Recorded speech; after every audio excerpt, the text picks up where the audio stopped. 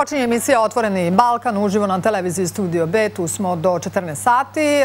Svakako možete i da postavite pitanje, da se uključite u naš program. Broj telefona je 011 361 2111. Gosti, analitičari Nina Kuburović i Luka Stajić. Uskoro ćemo imati i uključenje također još jednog analitičara. Naša ekipa je u gradu i razgovarat će i sa Srbom Filipovićem. Ono što hoću odmah da vas pitam, pre svega dobar dan i dobro nam došli u emisiju Otvoreni Balkan. Dobar dan. Bolje vas našli. Ono što bliži nam se subota i bliži nam se 1. novembar. Nina, Luka, to je već odavno određeno, ta druga strana i blokaderi su to već odredili kao neki dan D. Tako se najavljuje. Da li je moguće zaista, šta će se desiti tog 1. novembra? Nina, šta možemo da očekujemo? U suštini, ja sam možda i bila malo optimistična sve do trenutka prošle nedelje dok se nije desio onaj incident ispred Skupštine sa onim terorističkim napadom. Možemo slobodno i tako da ga karakterišemo. Luka, kolega, je također pravnik. Dakle, s obzirom na to da je akt bio napravljen tako da se putem ucene vlasti i pritiskom na institucije desi nešto u gradu. Dakle, kao što je rekao, između ostalog cilj mu je bio da počisti te šatore odatle. Možemo karakterisati kao neki vid terorističkog napada. Dakle, sve do tog trenutka ja sam zaista donekle imala poverenja prosto da neće biti u toj meri eskalacije nasilja. Međutim, nakon toga ja se plašim da ipak može da se desi neka vrsta eskalacija. A šta oni mogu da urade?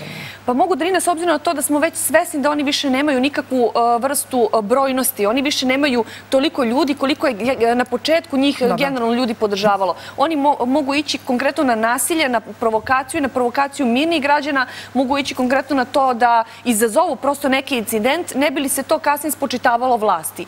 Sada je tu jako važno da se uvek apeluje na građane koji će biti mirni tog dana, da prosto ne nasedaju tako je na te provokacije. Dakle, samo da ostanu mirni, da ostanu pribrani, da veruju svojim institucijama, policiji, pre svega koji će tog dana biti, ja sam potpuno sigurna, na ulicama dežurati i štititi u službi svog naroda. Dakle, ukoliko bude postojao bilo kakav problem, uvek se obratite policajcima, potpuno smo sigurni da će biti tu na ulicama, dakle, zaštitit će prosto ljude koji su došli da samo odaju pijetet žrtvama i mislim da ćemo se tog dana svi mi pristojnija, ta Srbija, građani sećati upravo tragično nastradalih 16 ljudi, naših građana Srbije. A što se tiče ovih blokadera i blokaderske liste, s obzirom na to da ćemo verovatno malo kasnije detaljnije pričati o tome, tako je, oni više nemaju nikakav plan, nemaju apsolutno ništa, dakle jedino što im prostaje upravo bit će nasilje na ulicama. O tome ćemo. Luka, tvoje mišljenje vezano za taj 1. novembar i da li je zapravo to što oni najavljuju pravi način da se obeleži takva jedna tragedija koja se desila i dogodila, nažalost, pre godinu dana kada je pala nastrešnica u Novom Sadu? To nema nikakve veze sa bilo kakvim željenjem i sa potragom za pravdom. Ovo sve što rade vidjeli smo i kada idu iz grada u grad, ova grupa iz Novog Pazara što je krenula, oni proslavljaju to, oni puštaju muziku, vesele se. Da, oni su krenuli ka Novom Sadu. Ka Novom Sadu, jeste. Njima je jako lepo, oni uživaju u svemu tome i rade, apsolutno ne samo ta grupa ljudi, nego generalno ta blokaderska javnost, rade se suprotno i moralnim načelima i hrišćanskim načelima, rade sve suprotno veri. Ono što u Novom Sadu možemo da očekujemo jeste da će pokušati da izazovu neki incident, iako mnogi smatraju da će napraviti neko krvoproliće, da će izazvati ne znam nijak kakav haos. Mi smo navikli na njihove nasilne akte. Moguće da će doći do lupanja prostorija Srpske napredne stranke, da će doći do napada na gradsku kuću u Novom Sadu, da će doći do napada na policijske službenike, što smo imali bezbroj puta, tako je, unazad na nekim ranijim skupovima, ali da će doći do nekih većih žrtava i nešto ja verujem da neće, jer među njima će biti ljudi koji, kao što je Nina rekla, doći će tu da odaju poštu nastradalima i jednim mirnim putem da iskažu svoje nezadovoljstvo postupanjem tužilaštva, pre svega u svih ovih 11 meseci, ali će policija i službe bezbednosti da odrade svoj posao kako treba. Najbitnije je da građani veruju državi, da veruju institucijama. Država je mnogo pametnija, mnogo iskusnija u ovih 11 meseci i verujem da niko od tih policijskih službenika koji će biti na ulicama Novog Sada u subotu neće dozvoliti da dođe do krvoprolića, da dođe do bilo kakvih dešavanja koje bi još više uzdrmale i polarizovale naše društvo, koje bi dovele do još većeg haosa u svemu ovome. Naravno, imali smo i onaj slučaj ispred Narodne skupštine koji ste vas dve spomenule malo pre. To je još jedan zadatak, još jedno iskustvo pripadnicima Ministarstva unutrašnjih poslova da budu odgovorniji i da posmatraju sve na mnogo višem, ozbiljnijem nivou nego što bi možda to bilo da se nije desila ta nemila scena ispred Doma Narodne skupštine. Pričat ćemo svakako do 2 sata, do 14 sati, imamo vremena. Hoću da vas još jednom pozovem, znači telefon za uključenje jeste 011 361 211. Imate vremena, imamo vremena do 14 sati da postavite pitanje Nini Kuburović, Luka Stajić je tu, svakako možemo i hoćemo i da čujemo i vaš komentar. Ono što bih voljela i želela da vas pitamo o čemu današnje novine isto pišu i pričaju, a jeste da je optužen predsjednik Vučić, predsjednik Srbije, za tuču u Podgorici. O tome ćemo svakako isto da pričamo, ali naša ekipa, kao što sam rekla, je u gradu i sada bi trebalo da uradimo i to uključenje. Jeste, Anđela je sa analitičarem Srbom Filipovićem i Anđela, pozdrav za tebe. Hvala što se uključuješ i u Otvoreni Balkan. I evo pitanje za Srbu, s obzirom da nam se bliži subota, 1. novembar, kada treba da se setimo, nažalost, onih stradalih ljudi u Novom Sadu, ali neki najavljuju nekako taj 1. novembar kao dan D. Šta Srba misli o tome? Anđela, izvoli, slušamo i tebe i tvog sagovornika.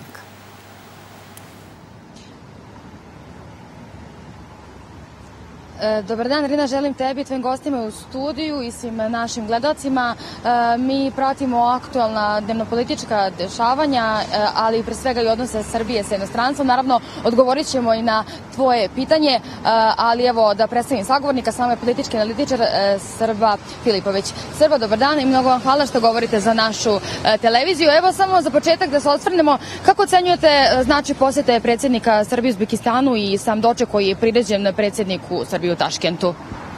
To je jako važno za našu zemlju, svaka poseta predsjednika države Republike Srbije, dakle drugoj nekoj zemlji je izuzetno bitna. Dakle, infrastrukturno, po pitanju energetske bezbednosti naše zemlje, pogotovo energetsko u ovoj teškoj situaciji koja nas je pritisla s obzirom na uvođenje sankcija naftnoj industriji Srbije. Dakle, ta jedna neizvesnost koja se pojavila u našoj javnosti, šta će biti sa snabdevanjem gasom, energentima, dakle, da li će cena ostati stabilna, dakle, kako ćemo dočekati zimu, proleće, narednu godinu, to su strašno važno pitanje. Takođe, infrastrukturni projekti su nešto što je izuzetno važno za razvoj ove zemlje, to verujem da interesuje građane Srbije, dakle, dalje izgradnja infrastrukture, dakle, putne, železničke, dakle, sve ostalo što se radi u zemlji, to je jako važno da se održi stabilnost i predvidljivost izgradnje onoga što je bitno za razvoj čitave zemlje. Dakle, nama od infrastrukture putne zavisi investicije, dakle, u fabrike, dakle, stabilnost, život ljudi, standard, dakle, sve je to izuzetno važno. Predsjednik je naravno dočekan tu na najvišem mogućem nivou, govorio je o brojnim značajnim temama, ono što je bitno, što je istakao, sad se govori stalno o ratu u Ukrajini, kako da se gađa Moskva, da li rakete mogu do Vašingtona ili ne mogu do Vašingtona, a treba da se priča o klimatskim promenama. Rekao da se svet potpuno pogubio u prethodne 3 godine. Od toga da govorimo o klimatskim promenama koje su strašno važne, 2025. kao ključna godina za čovečanstvo, mi pričamo sad o tome da li će ovaj ili onaj svetski grad biti pogođen nekakvim raketama. Mislim da čovečanstvo treba malo ipak da zastane, da povuče ručnu i da počnemo da razmišljamo o nečemu što je od životne važnosti za čitavu planetu. Dakle, do trećeg svetskog rata ili nuklearnog neće sigurno doći, ali ukoliko nešto ne promenimo u toj zelenoj agendi, dakle, o vođenju računa o životnoj sredini, o tim stvarima koje su jako važne, dakle, za svakog čoveka pojedinačno na planeti, onda možemo doći u jednu globalnu katastrofu po pitanju klimatskih promena. Ja se bojim da o tome ne vodimo dovoljno računa. Evo samo kratko, dakle, koliko je važno da Srbija to jače odnose sa državama Centralne Azije, kao što je to Uzbekistan, i na koji način to može da doprinese boljoj međunarodnoj saradnji? Evo, samo to nekako da sumiramo. Srbija treba da jača sa svima u svetu svoju saradnju, gde god je to u njenom interesu. Dakle, god možemo da privučemo nekakve investicije, odakle možemo nešto da naučimo, odakle možemo da uvezemo nešto pozitivno za nas, mi tu trebamo da radimo na jačanju te saradnje. Da vodimo računa pre svega o tome da smo na evropskom putu, da smo evropska zemlja, da smo tu po geografiji smešteni gde smo, možda nam se baš i ne dopada uvek sve to, ali tu smo gde smo, nama zavisi sve od Evropske unije, nama sve zavisi od saradnje sa Zapadom i to moramo imati prvo kao svoj fokus u svom vidokrugu, a onda naravno sarađivati sa svima ostalima. Gde god može nešto dobro se napravi za građane Srbije, važno je razvijati tu saradnju što više i što intenzivnije. I evo samo za kraj, što očekujete od 1. novembra? Mnogi ga smatraju kao danom Depasa. Kako vi to komentarišete, šta očekujete? Ja sam pravoslavac, već ću da upalim sveću za 16 žrtava. Nemam nameru se bavim tim cirkusom koji neki pokušavaju da organizuju, da se bavim lešinarenjem. Dakle, oni koji se bave nekrofilom ili lešinarenjem, njima neka služi to na čast, neko to valjda od ozgo sve gleda. Mnogo hvala Srbo na izdvojenom vremenu i na svemu tome što ste podijelili sa nama. Čuli ste i toliko od mene u ovom uključenju studija. Anđela, molim te, dok je Srba tu pored tebe, evo još jedno pitanje za Srbu. Ono o čemu današnje novine pišu, a to je da se desilo nešto u Podgorici, jedan težak incident u kom su turski državljani napali mladića nožem. Reis islamske zajednice u ovoj zemlji, Rifat Fejzić, je upitao da li to Beograd kažnjava Tursku preko Crne Gore. Znači, eto to pitanje za Srbu, da li Tursku preko Crne Gore, da li to Beograd kažnjava Tursku preko Crne Gore?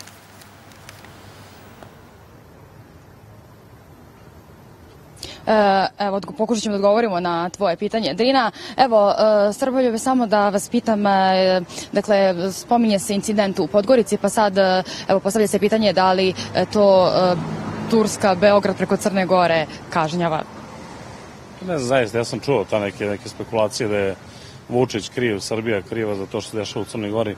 Zaista, ja mislim da mi gledamo šta se dešava u Crnoj Gori ili po pitanju statusa i položaja srpskog stanovništva, dakle Srba koji žive tamo. A šta oni rade? Oni su država samostalna, nezavisna, taj su put izabrali odavno, prema tome neka vode računa o svojoj bezbednosti, svoje stabilnosti, svojoj ekonomiji. Mi se u to ne mešamo, gledamo svoje dvorište i svoju kuću. Sve ono što možda može da utiče na položaj srpske zajednice, nama je tamo interesantno, ali da se bavimo njihovim unutrašnjim pitanjima i njihovim odnosima sa Turskom ili sa nekim drugim državljanima, to je njihova stvar. Oni odlučuju kome će uvoditi vize, kome neće. Dakle, Srbija se ne bavi drugim državama, bavimo se isključivo svojim poslom. Mnogo hvala još jednom. Eto, nadamo se da smo odgovorili na sva vaša pitanja. Toliko od mene u ovom uključenju i studio. Hvala puno, Anđela, za ovo uključenje. Pozdrav za tebe, pozdrav za tvog sagovornika, analitičara Srbu Filipovića. Da se malo osvrnemo, svakako i koleginica Anđela je sa Srbom Filipovićem se iz grada uključila uživo u naš program i oni su pitali, odnosno pričali upravo o tome, o poseti našeg predsjednika Vučića u Uzbekistanu, koliko je to važno i značajno za našu zemlju. Isto pitanje Nina i Luka, znači za oboje isto pitanje. Izvoli Nina, slušam te. Jako je važno. Celokupan rad našeg predsjednika i generalno rukovodstva u međunarodnoj zajednici i svaki kontakt mi smo do sada imali prilike da vidimo koliko može da bude izuzetno važno u smislu da može da mi danas živimo u takvom svetu da generalno sva ta konstelacija snaga na međunarodnoj sceni i tekako mogu da utiču na pojedinosti života kada pričamo konkretno o svakom građaninu. I malo kasnije ćemo verovatno pričati o tome kada je NIS i kada je nafta u pitanju i energetska kriza generalno. Evo, pogledajte vi, Drina, kada smo mi poslednji put živeli u takvom svetu gde je praktično borba ta između istoka i zapada utiče konkretno upravo na jednog pojedinca. Kada pričamo o gorivu, konkretno mi vidimo da smo sankcije nisu zapravo dobili upravo ne zbog toga što smo mi nešto loše tu radili ili imamo loš odnos recimo sa Amerikom, nego upravo zbog te borbe, upravo tako, zbog tog nekog dobrog odnosa koje mi imamo i sa istokom i zapadom. Tako da u principu svaka poseta našeg predsjednika bilo kojoj zemlji može da donese samo dobrobit našoj zemlji i mislim da je generalno ta saradnja sa međunarodnom zajednicom izuzetno važna. U svakom tom nekom pozitivnom kontekstu svaki taj potpisani bilateralni sporazum i tekako može da doprinese sutra poboljšanju naše zemlje, pre svega i života naših građana, a i da se prosto na neki način učvrsti ta politika u našoj zemlji i odnos konkretno prema međunarodnoj zajednici. Luka, da čujem i tvoje mišljenje što se tiče posete našeg predsjednika. Ja slažem apsolutno sa Ninom i izgradnja odnosa sa bilo kojom državom jeste od velikog značaja za našu zemlju. Predsjednik je otišao u jednu radnu posetu koja će rezultirati na kraju brojnim bilateralnim ugovorima. Između ostalog, radit će se na jačanju i infrastrukture, i ekonomije, i poljoprivrede, i tehnološkog razvoja, inovacija, obrazovanja i svih najbitnijih tema koje se tiču svakodnevnog života građana. Mi moramo podržati takve stvari, mi moramo da vidimo jasno na ovakvim primjerima ko se to bori za Srbiju, za njene interese, za interese građana, ko radi sve suprotno tome. Naravno, kada imamo odnose i s istokom i sa zapadom, to je mnogo lakše. Iako smo, kolateralna šteta na kraju ispali između sukoba istoka i zapada. Ali, dobro, to je uvek bilo tako i toga će uvek biti. Nažalost, na nama je ono što smo uradili dobro jeste da smo se pozicionirali, da je svima jasno da Srbija vodi jednu nezavisnu politiku, da vodi politiku isključivo u interesu svog naroda, a ne da gleda šta su želje i zahtevi Vašingtona, Pekinga, Brisela, Berlina ili bilo kog drugog centra moći. I najbitnije je da gledamo svoje interese. Ja verujem, iako je sada težak jedan period i zbog, naravno, sankcija nisu i zbog svega ovoga što se dešava, ali mislim da je spoljna politika izvanredna i da će tek u budućnosti da da fantastične rezultate, da će se tek u budućnosti vidjeti sve ovo što nam je prethodilo i sve ovo što se radi dugi niz godina. Ali sada, šta kažete, Nina, Luka, na komentare ovih drugih koji kažu i komentarišu da ne možemo da budemo sa svima u dobrim odnosima, da nam se sada i te sankcije što su se desile i što se dešavaju i što se može desiti, upravo trpimo zbog toga što naš predsjednik pokušava da bude u dobrim odnosima sa svima. Tako je, dakle, oni između ostalog kritikuju sve ono što je dobro, a sa druge strane ono što bi između ostalog trebalo da iskritikuju, na to se na neki način prave gluvi i nemi. I u prilog tome... Sigurno će biti kritike i na ovaj odlasak i posetu predsjednika Vučića. A čekajte, Drina, da vas pitam, kako nisu iskritikovali recimo u februara meseca ove godine kada je Zagorka Dolovac, glavna tužiteljka, imala javan sastanak sa ambasadorom Evropske unije u Srbiji, Emanuelom Žifrom, i ponudila mu između ostalog saradnju. Dakle, pazite vi, to je direktno uplitanje stranog faktora međunarodne zajednice u rad tužilaštva. Mi imamo našu tužiteljku glavnu koja je između ostalog trebala da komunicira sa institucijama Republike Srbije i jedini koji su na neki način trebali da prate tok radnje dešavanja tužilaštva jesu institucije, između ostalog i predsjednik, naravno zakonodavno telo Skupština. Mi imamo tužilaštvo koje isključivo funkcioniše unutar sopstvenog sistema, poseban ogranak koji ne odgovara nikome, pa čak ni ne rade u službi svojih građana. Dakle, oni ne odgovaraju ni svojim građanima, a to smo imali prilike da vidimo koliko puta su mu građani između ostalog očekivali da će se bilo koji iz tužilaštva javiti putem konferencije za štampu. Čisto po protokolarnoj nekoj proceduri je bilo logično da obaveste građane prosto šta se dešava, niko se nije oglašavao, ali zato Zagorka Dolovac naravno napravila sastanak u februaru mesecu sa Emanuelom, što je između ostalog iznenadilo i njega, jer evo podsjetit ću vas na jedan primjer, 2023. godine je Grčka imala jednu železničku nesreću koja je poginula 57 ljudi. Dakle, kada su između ostalog Laura Koveški, koja je prvi tužilac na nivou Evropske unije, ponudila saradnju Grčkoj tada, u smislu da je ona to opravdala time što su između ostalog poginuli građani bili i građani Evropske unije. Dakle, ona je ponudila saradnju da se na neki način uplete, odnosno da na neki način prosto vodi to tužilaštvo zajedno sa tužilaštvom Grčke.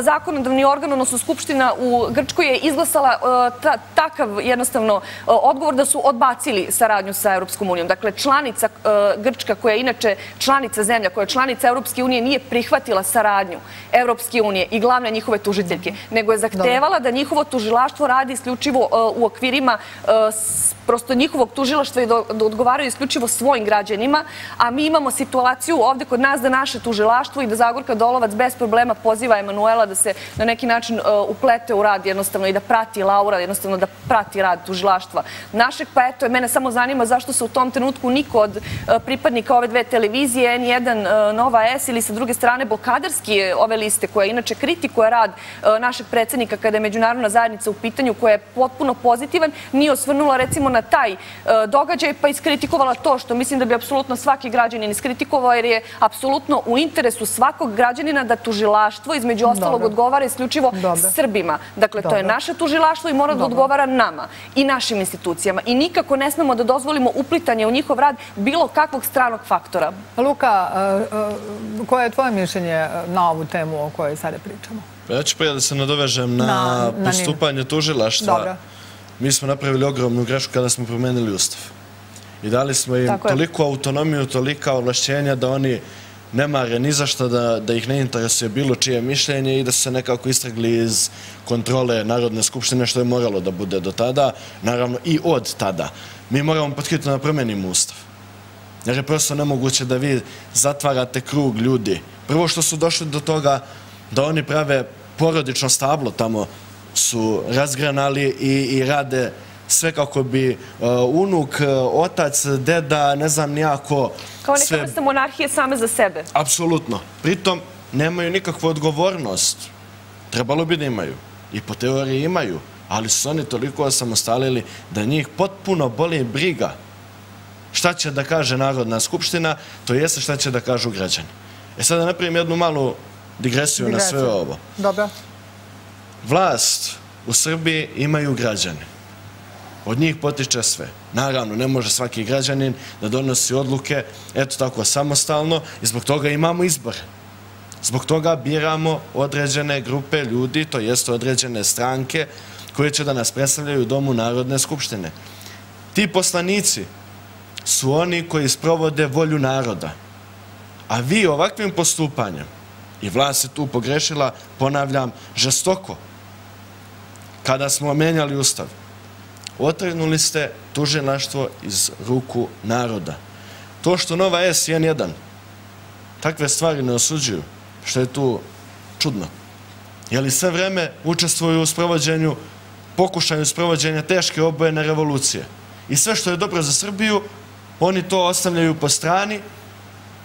Ja bih volio kada bi mi neko, evo možete možda i vas dve ako znate, a verujem da ne znate, ko što ne znam ni sam, da mi kažete kada su sa istih tih medija pohvalili otvaranje železničke saobraćajnice, neke brze saobraćajnice, autoputa, neki koridor, evo Fruškogorski koridor smo imali neki dan da se otvarao jedan deo, imali smo i ovu prugu Beograd, Novi Sad, Subotica, kada su bilo šta od toga oni pohvalili. Samo je bila kritika. Samo je bila kritika. Kaže korupcija. Pa vi ste sprovodili korupciju, a niste ništa gradili. Koja vlast nešto radi? Pritom, svi pričaju ima korupcije. Pa ako imaš dokaze da ima korupciju, onda odeš u tužilaštvo, podneseš krivičnu prijavu, dostaviš dokaze i pokrene se krivični postupak. Ja sam za to da svako ko učestvuje u koruptivnim radnjama mora da odgovara. Da li je to pitanje pada nasrešnice? Bilo koji drugi projekat? Mene ne interesuje. Mora da se odgovara. Ali moramo biti svesni činjenice da ne postoji ni jedno jedino društvo koje nema korupciju. Protiv korupcije se moramo boriti svi. Ja sam bezbroj puta govorio, ne možete vi da se borite navodno protiv korupcije, a da kada vas ustavi policijski službenik jer ste prekoračili brzinu, vi vadite 2, 3 ili 5 hiljada dinara i nudite tom policajcu. Pa šta je to? Pa šta je to nego korupcija? Ako se borite za poštovanje prava, za demokratske principe, ne možete da proganjate mene ili bilo koga drugog koji ima suprotan stav, suprotno mišljenje od vas. Je li bilo tih takvih proganja? Pa naravno da je bilo. Nina, je li bilo proganja? Ima ih i dan danas. Bilo je, da. I hajde što mene napadaju. I hajde što mene napadaju. A kako, na koji način? Pišu poruke? Pišu, prete, izmišljaju neke gluposti od nekih nebuloza da sam biseksualac, slično, mislim, ne interesuju me te stvari. Ja vrlo dobro znam i ko sam i šta sam. Ali je problem što napadaju porodicu. Moja porodica nema apsolutno nikakve veze ni sa mojim mišljenjem, ni sa mojim delovanjem, ni sa bilo čim. Svako ima valjda pravo na svoj stav. A svako ima pravo.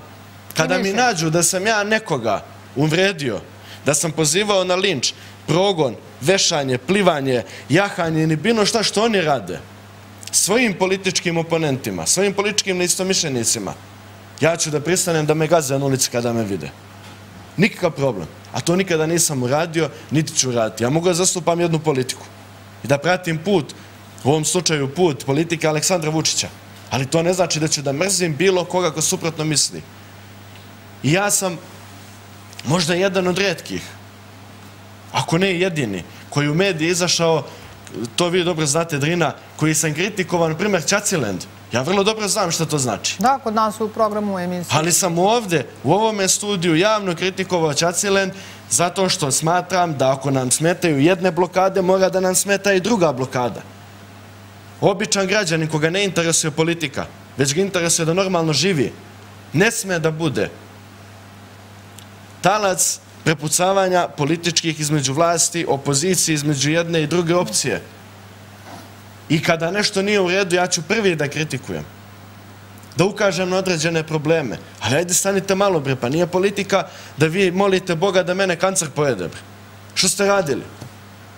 Nije politika da moju majku... Zar ima i takvih poruka? Pa naravno da ima, ja ću vam u sljedećoj emisiju kad dođem jednom prilikom izvojit ću sve što su radili, što su pisali. Preko ovih brojnih mreža, je li tako prepostavljeno? Preko društvenih mreža, meni pisujući direktno na raznim aplikacijama i tako dalje i tako dalje. Tu je problem samo taj što oni znaju vrlo dobro da niko od njih neće odgovarati. To je veliki problem i zato mi ne možemo da stanemo na kraj svemu tome. Zbog toga je problem u tužilaštvu. Tako je. Šta radi tužilaštvo za visokotehnološki kriminal? Moraju takve stvari da sankcionišu. Ja da ih se plašim, ja ne bih dolazio, ne bih bio danas ovde, niti bih se kretao slobodno ulicom. Ja s ulicom krećem najnormalnije, jer znam da nikome ništa nažao nisam uradio, niti ću ikada da uradim. I da li imamo, Luka, informaciju da je tužilaštvo formiralo optužnicu protiv Miloševića i Bojovića? Koliko ima, kako su naši narodni poslanici kolege podneli zahtev protiv njih dvojice? Pa ima sigurno jedno 4-5 mjeseci i još uvek se nisu oglasili. A evo, Luka, vi ste između ostalog pravnik, mogu da pitam i vas i Drinu, da li je normalno da smo mi jedina zemlja, čini mi se na svetu, da to nigde ne postoji, da je nama javna tužiteljka vrhovna 17 godina na toj funkciji? Dakle, u Evropskoj uniji, ja mislim da u pravosudnom sistemu ne postoji ni jedna funkcija na kojoj se neko toliko dugo zadržao, što samo pokazuje upravo te recidive birokratske, loše one komponente Evropske unije koja je duboko na neki način upletena u našu državu. To su ti recidivi duboke države kod nas, kojih mi moramo da se otarasimo. Dakle, niko nije nezamenjiv. Ukoliko ne radiš u službi građana koji su te postavili tu, ti moraš da ideš odatle. Jer će građani iskazati nepoverenje i nezadovoljstvo, kao što će verovatno biti većina građana koji će se skupiti između ostalog sada 1. novembra. Biće tu dosta i pristojnog sveta. Biće upravo zbog toga, zbog pokazivanja neke vrste... Dobro, ali to je baš tužan dan koji na taj način... Tako je. Tužan dan gde mora da se pokaže dostojanstvo pre svega i gde moraju ljudi, kao što su radili određene grupe svih ovih 11 meseci, da iskažu nezadovoljstvo određenim stvarima u državi. Ovo je bilo samo pokretač. Između ostalog, narod je nezadovoljan funkcionisanjem tužilaštva. Ja sad postavljam pitanje. Kako je moguće da nakon godinu dana mi ne znamo apsolutno ništa u vezi krivičnog postupka koji je pokrenut zbog pada Nasrečnice? Znamo da se vode dva postupka. Jedan vodi više javno tužilaštvo u Novom Sadu, čini mi se, a drugo vodi tužilaštvo za organizovani kriminal. Zato što postoji osnova sumnja da su se vršile razne koruptivne radnje. To je sasvim u redu. I neka se dokaže to. Ako se dokaže da je bilo ko, da li to bio Toma Momirović, Goran Vesić ili bilo ko od njih učestvovao, oni moraju da odgovaraju. Ali ne možete vi iz blokadersko-opozicione javnosti da uperite prstom u bilo koga i da bez sudskog postupka, bez dokaza, kažete da je neko kriv, da treba da robija i da se podsmevate što je Goran Vesić završio na operaciji, što je Darko Glišić dobio moždani udar u emisiji. Ne samo da se podsmevaju, nego i čak su i bile priče da to nije tačno. Oni žele smrt, njima se politika zasniva na tome što žele smrt političkim neistomišljenicima. Zamislite vi, Drina, da ja sad nekoga vidim na ulici, ja imam drugare koji ne podržavaju ovu vlast, da ja njima želim da im nestane porodica, da oni umru, da potroše kako... Ovo sve govorim ono što oni pišu po društvenim mrežama. Pa to sam treba da... Vaši neki drugari, da li su prestali da vam budu drugari, to je pitanje, da li su vam uopšte bili drugari... Ukoliko prestanu zbog toga. Naravno da nisu, možemo da... Ja volim kada sednem sa njima u neki kafić, kad odem ja kod njih, kad oni dođu kod mene, kad razgovaramo... Da, i vi znate svoj stav, a oni svoj... Pa naravno, možemo da razmenimo mišljenje. Nekada su oni u pravu, nekada sam ja u pravu. To je sasvim normalno. To je demokratija. Demokratija je kada pričamo, kada razgovaramo, kada razmenjujemo mišljenja. Nije demokratija da vi napišete, ja ne znam kome su napisali neki dan, mislim Vladimiru Đukanoviću, da mu kancer pojede dete. Ljudi, bre, su li bolesni toliko? Kada sam govorio da treba ludnica da se pravi umjesto autoputeva, stoji mi dan danas iza te izjave. Pa previše ludaka šeta ulicama. Da, ovo je stvarno strašno. Previše ludaka šeta ulicama. Zamislite vi kad neko kaže, napiše sad, bilo ko, to nije meni bio slučaj, ali sam gledao, kako podržava politiku Aleksandra Vučića, on se samo protivi blokadama.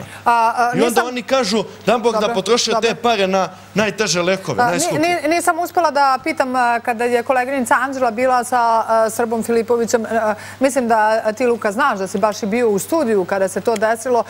Nina, ne znam da li ti znaš da je Srba imao, odnosno njegova ćerka koja ide u školu, da je imala nekih problema, da su upravo deca iz razreda nešto napadali, pogrdno govorili i tako dalje, upravo zbog stavova i javnog iznošenja. Pritom dete ima 11 godina. Koliko ima godina? 11 godina. To je nešto sa čim se generalno svi mi susrećemo od početka svega ovoga. Nisam uspela da ga pitam da li je to sada sve u redu. Tako je. I nije samo to postalo upitno od 1. novembra prošle godine. Dakle, mi smo svedoci da je sve to krenulo odavno. Već nekoliko godina generalno se sprovodi kampanja nasilja protiv pripadnika i članova Srpske napredne stranke, ljudi koji su prosto funkcioneri i njihovih porodica. To da porodice i blisko okruženje funkcionera i ljudi koji se javno izjašnjavaju da su za prosto politiku Srpske napredne stranke, nije prosto upitno da li to njima sveto ili ne. Oni su pokazali da nije, koliko puta su između ostalog, mislim da se nikada u istoriji nije desilo da jedna grupacija koja je politička jednostavno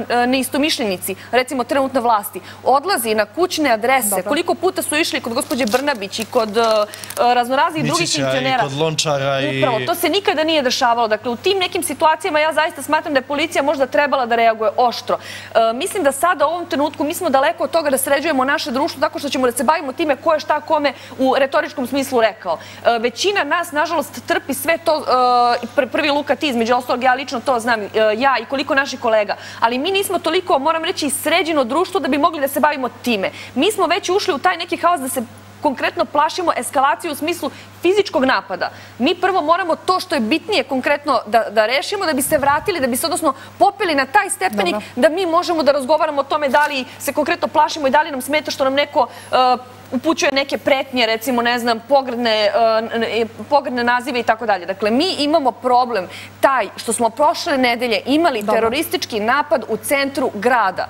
I to je jasno pokazatelj upravo i onog zelenog svetla njihovog. Da, ali koji su oni okrenuli na jednom potpuno... Koji su upravo ti sa blokaderske liste tada rekli, između ostalog, svim tim ljudima kome je ta poruka bila upućena.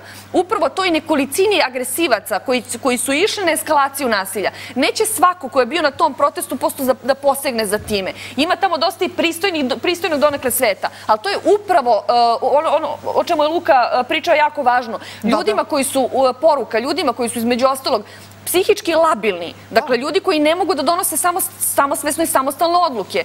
Ti njega možeš da prosto napujdeš i nagovoriš u svakom trenutku da uradi bilo šta. Da, ali oni kažu kako oni uopšte ne gledaju, ne osjećaju šta oni rade. I zapravo da oni sa tom mržnjom, što je rekao Luka, i negativnom energijom. Da li ste slušali Marinika Tepić tog dana šta je pričala u Skupštini? Žena koja je inače narodni poslanik. Šta znači narodni poslanik? Vi predstavljate volju nekih građana. Nije mali broj građana glasao za nju i da je 5 ljudi glasalo za nju, ona mora da ima odgovornost za tih 5. Ona je kao narodna poslanica tog dana celo vreme razmišljala o tome kako ona u Skupštini nije bila bezbedna, pored sijaset gluposti koje je navela tu i na neki način optužila između ostalog predsjednika i ljudi koji su pripadnici vlasti, da su oni opstruirali to što se desilo, što je posebna priča gde bi, da mi imamo normalno tužilaštvo, opet se vraćam na tužilaštvo, ona trebala da odgovara. Ja postavljam pitanje javno da li je neko iz tužilaštva pozvao gospođu Tepić da ispita na koji način je ona došla do snimka koji jasno sa njenog telefona prikazuje pokušaj ubistva, paljenje šatora i tako dalje. Znači, taj snimak javno pokazuje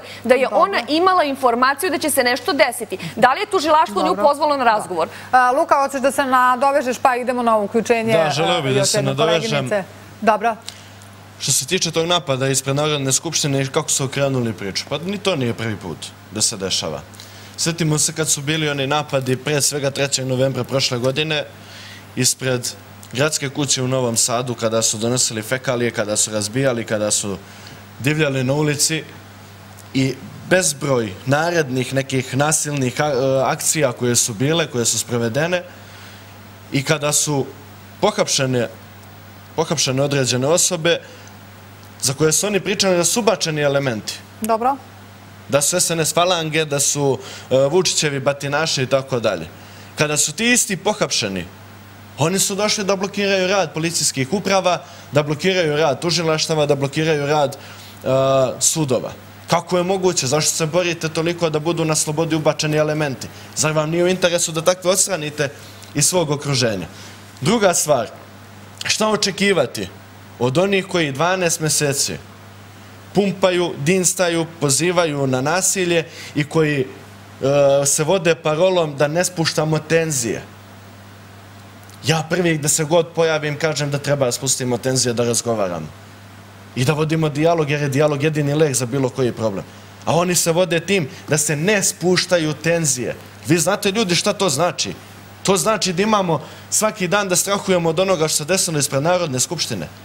Da li je to teroristički akt? Da li je to teško krivično delo? Zavisi kako će da kvalifikuje tužilaštvo. Koje se još uvek nije izjasnilo. Koje se još uvek nije izjasnilo. Ali mi moramo kao društvo da osudimo svaki nasilni akt. Da li neko nekoga vređa, da li neko nekome preti ili ugrožava fizički integritet. Mi kao pojedinci moramo da osudimo takve stvari. Dokle god ne osuđujemo, šta da očekujemo? Da nam bude bolje? Ne može nam biti bolje. Što se tiče Marinike Tepić i svih drugih narodnih poslanika iz redova opozicije, lako je biti hrabar kad imate imunitet. Kada se pokrene neki postupak protiv vas, vi se pozovete na imunitet koji imate po ustavu i po zakonima i nikom ništa. Pojeo vuk magarca. Hajde, odreknite se tog imuniteta, pa onda pišite gluposti, onda pričajte gluposti i sve ostalo. I oni su ti koji narušavaju rad i tužilaštava i sudova. Kako vi kao narodni poslanik možete da kažete da je neko 100% kriv bez ikakvih dokaza? Kako možete da u nekoga uperite prstom i kažete to je ta osoba koja je radila to i to? Crtate metu političkim neistomišljenicima. A sva ponašanja i u parlamentu i van parlamenta dokazuju koliko ne poštuju svoje biračko telo. Pričamo još svakako, kao što sam rekla, emisija traje do 14 sati. Idemo na jednu najavu, uključenje iz redakcije i zapravo najavu koleginica Snežana najavljuje vesti uživo od 14 sati na našoj televiziji. Koje su to najnovije informacije i vesti? Snežo?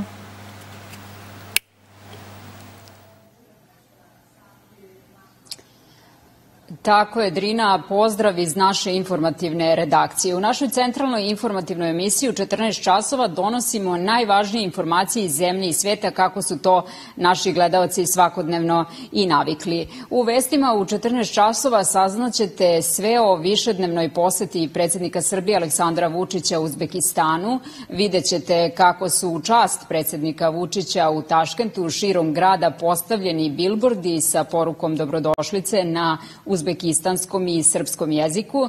Saznaćete između ostalog i koje usluge pruža danas otvoreni servisni centar e-uprave u tržnom centru Galerija, kao i to kako teku pripreme za večerašnji susret košarkaša Crvene zvezde sa ekipom Asvela u utakmici 7. kola Evrolige.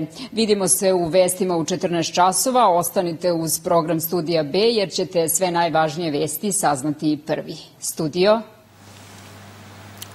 Čuli ste koleginicu Snežanu od 14 sati, najnovije vesti na televiziji Studio B, a do tada uživo Otvoreni Balkan, Nina Kuburović i Luka Stajić, vaši i moji gosti.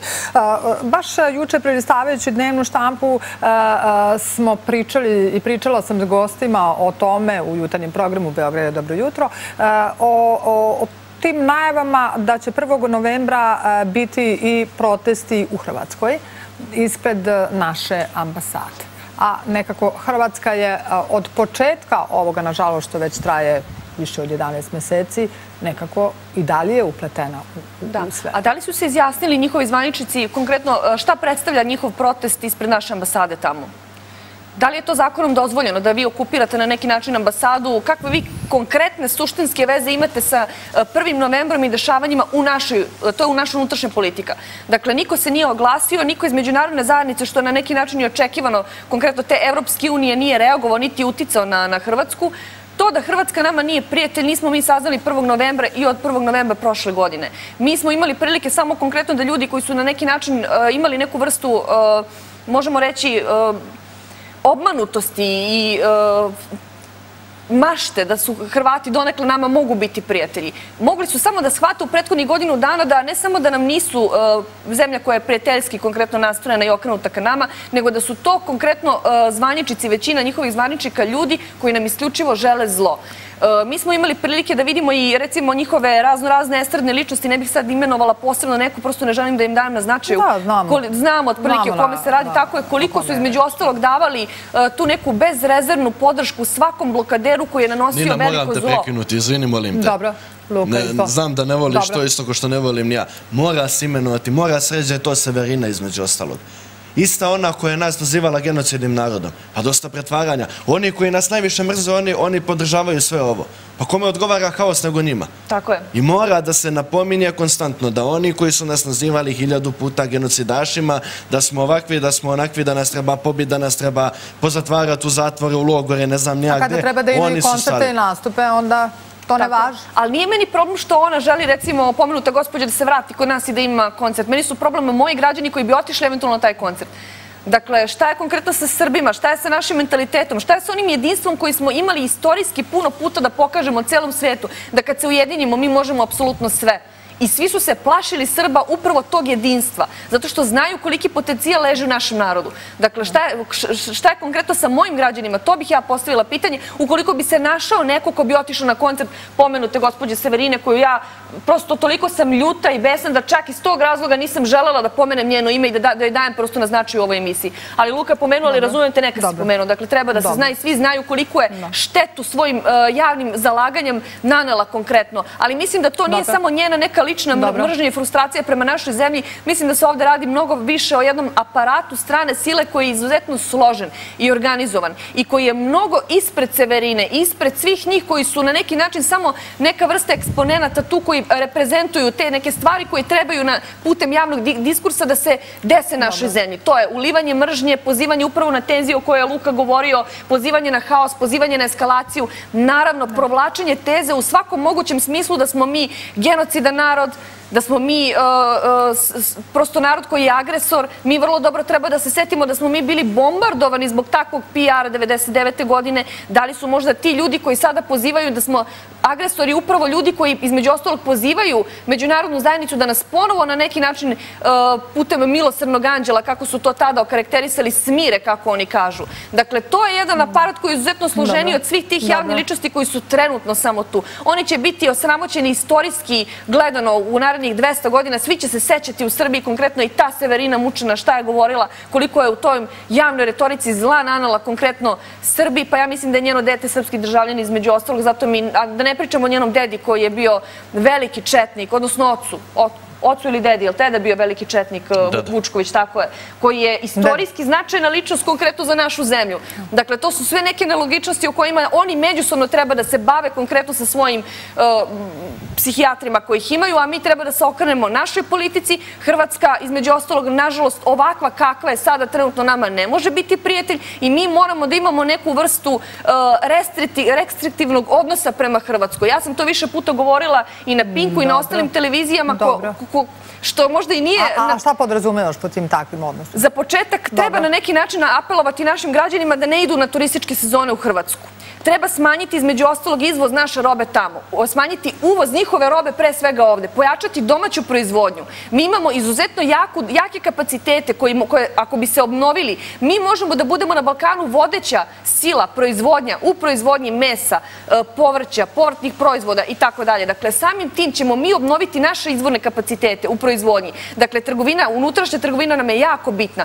Kao što recimo Trump, daleko od toga da poredimo uopšte našu zemlju sa Amerikom, mi smo prvo geografski mnogo manja, a putem nemamo ni potencijal, ni vojni, ni između ostalog ekonomski kao što Amerika ima. Ali možemo putem razmere da se na neki način ugledamo na takve neke zemlje. Kao što između ostalog i Trump i Rusija i vode svoju politiku koja je okrenuta izuzetno dobro ka njihovim zemljama.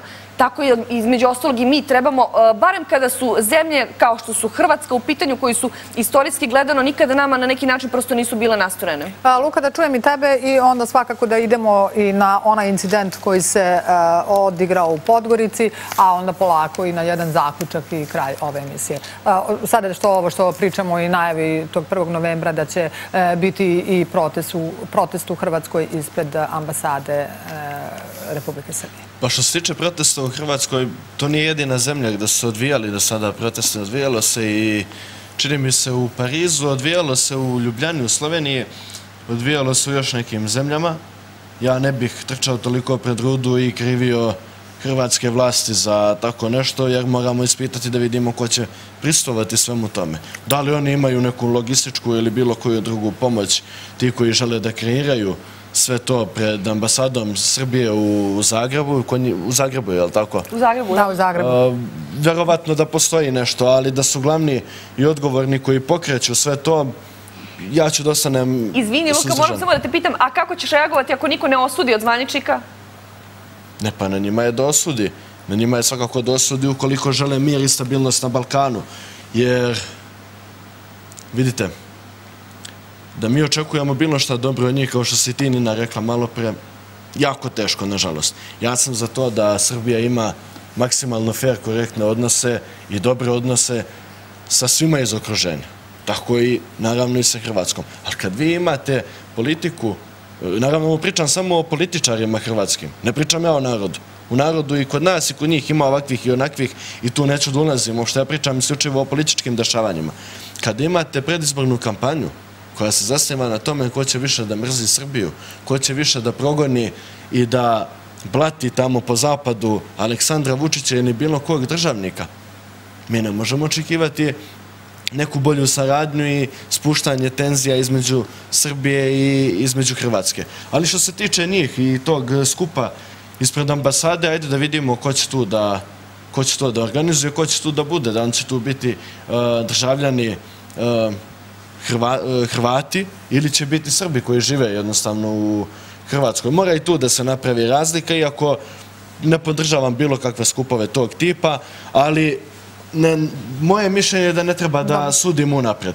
Sad, što se tiče te proizvodnje i svega ostalog što je Nina spomenula, ja bi se nadovezao da to jeste jedan veliki problem, da mi moramo da vodimo računa o trgovinskoj razmeni, o proizvodnji raznih dobara i svega ostalog. Da ne uvozimo zapravo hrvatske proizvode, nego da se više... Ne samo hrvatske, nego bilo čije. Ali mi imamo problem što se smatram da se ne podstiču dovoljno srpski seljaci.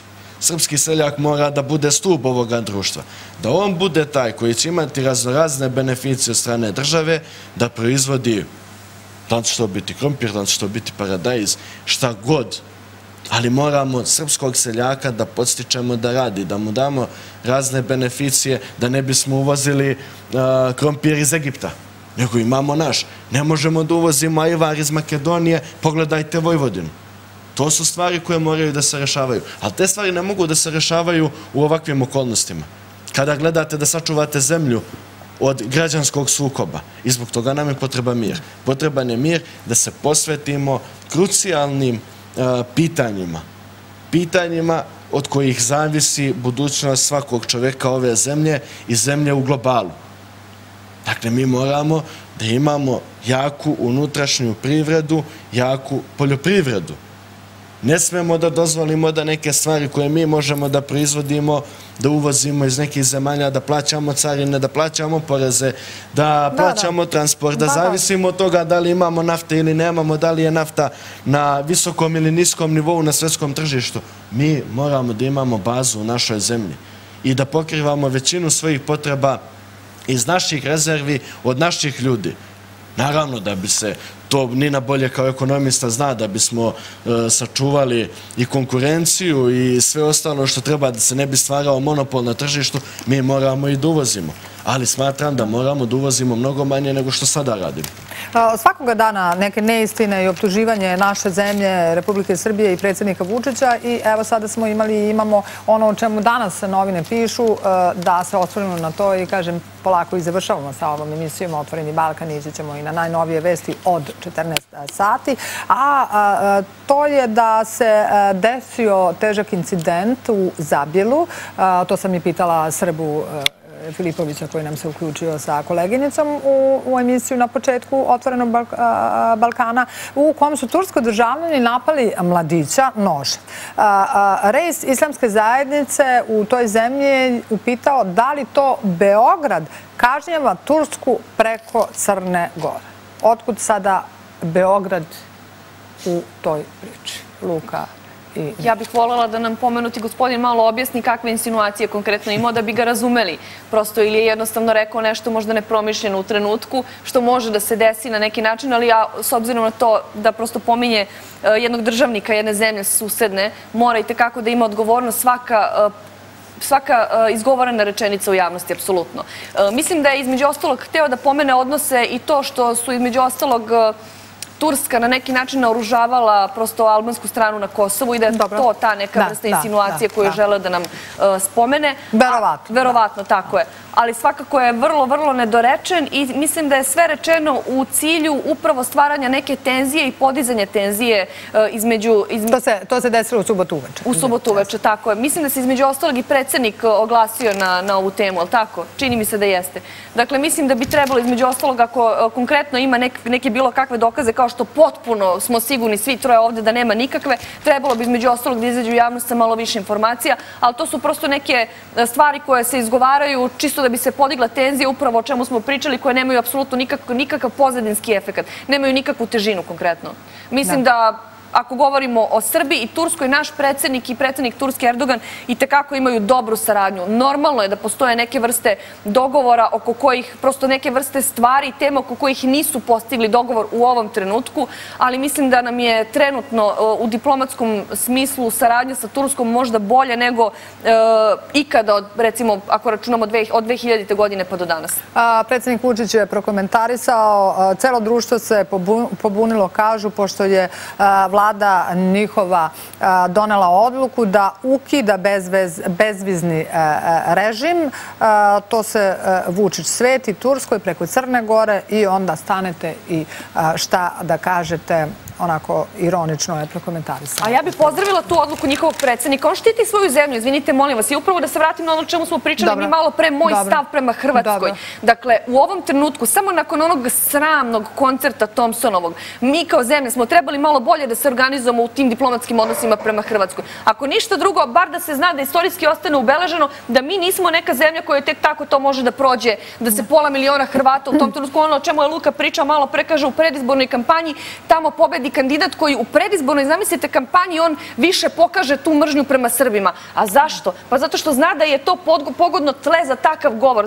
Znaju prosto polaz od toga da će Hrvati glasati jer oni vole to. Nažalost, oni su na neki način dugo godine se trudili da otruju taj tamo narod prema nama. Dakle, mi kao zemlja moramo između ostalog u ovom trenutku da pokažemo neku vrstu jedinstva, da podignemo neku vrstu diplomatskih odnosa.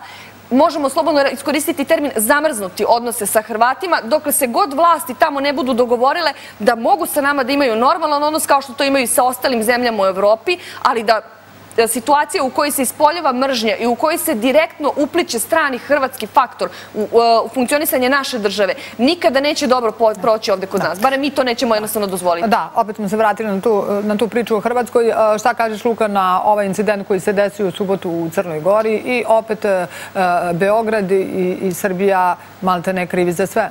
Pa ja mislim da je to velika glupost. Optuživati bilo koga, pa i ista stvar kao i ovdje što imamo unutrašnje prilike, odnosno neprilike.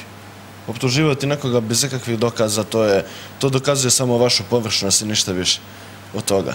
Da pričate, vama je očigledno samo da pričate nešto protiv Srbije i sve ostalo nije bitno uopšte ili je manje važno. Što se tiče Srbije i Turske, naravno da je predsjednik Vučić radio sve na tome da poboljša bilateralne odnose sa Turskom, ali ono što je Turska uradila, to jest Erdogan, je poražavajuće.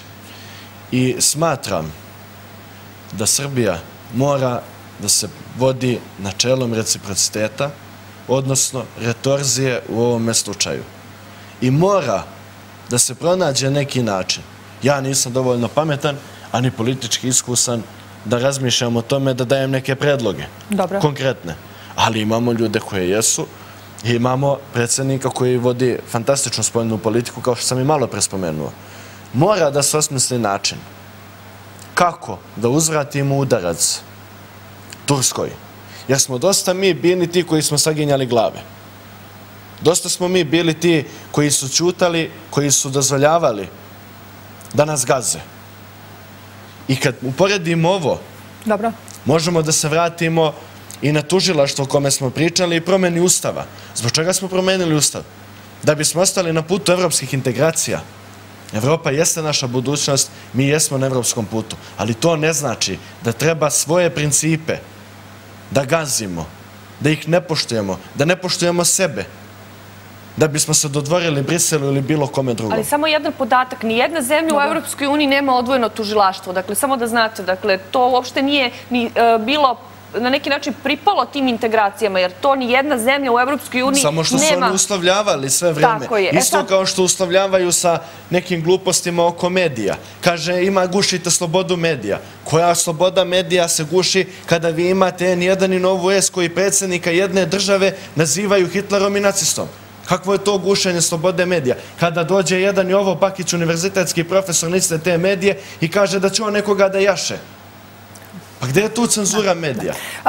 Imamo još 5 minuta i završavamo sa emisijom Otvoreni Balkan. Idemo na najnovije vesti od 14 sati, televizije Studija B. Dosta toga smo danas spomenuli, komentarisali ste. A tek smo na pola. Da, jesmo, ali svakako ima još emisija i svakoga dana imamo Otvoreni Balkan od 12 sati do 14 sati. Sutra je emisija Otvoreni Balkan od 10 sati, znači sredom jedino od 10 sati Otvoreni Balkan. Prosto da sumiramo jedan zaključak na sve ono o čemu smo danas pričali u Otvorenom Balkanu. Nina, Luka. Pa u suštini, evo ja mogu samo da se osvrnem konkretno na dešavanje koje će biti 1. novembra na nivou verovatno cele Srbije. Mislim da će suština se desiti u Novom Sadu. Dakle, verovatno je da će dosta ljudi doći tu i verovatno i dosta pristojnog sveta da oda neku vrstu pijeteta poginulim žrtvama.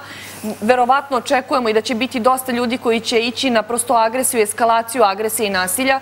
Pozivam ovom prilikom sve vaše gledaoce televizije Studija B, između ostalog koji će biti u tom trenutku tu, da budu pristojni, da budu jedinstveni, da budu složni, da na neki način pokažemo celom svetu u tom trenutku da mi kao jedna zemlja i tekako se osjećamo sa velikom tragedijom koja se desila u našoj zemlji i da ne nasedamo na bilo kakvu vrstu provokacije koju bi u tom trenutku verovatno strani faktor pokušao da insinuira ili na neki način sprovede u našoj zemlji. I iskoristi. Iskoristi, tako je, i sve u eskalativnom smislu što se bude desilo kada pričamo o agresijama tog dana, u tom trenutku, isključivo može i jedino će štetiti našoj zemlji.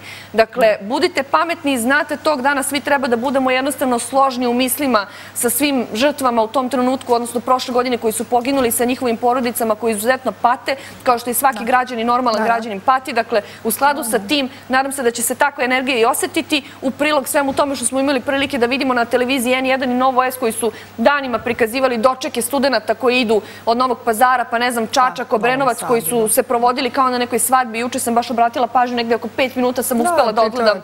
Tako je Luka o tome pričao, da, koliko je tu vatrometa i veselja bilo. Dakle, to nije energija koju trebamo mi da pokažemo tog dana. Dakle, to apsolutno treba da budemo jedinstveni i da pokažemo celom svetu, između ostalog, da našu Srbiju, mi, građani Srbije, nećemo dati, kao što neće dati ni institucije, niti funkcioneri naše stranke, naše zemlje, između ostalog, koji izuzetno dobro vode našu zemlju.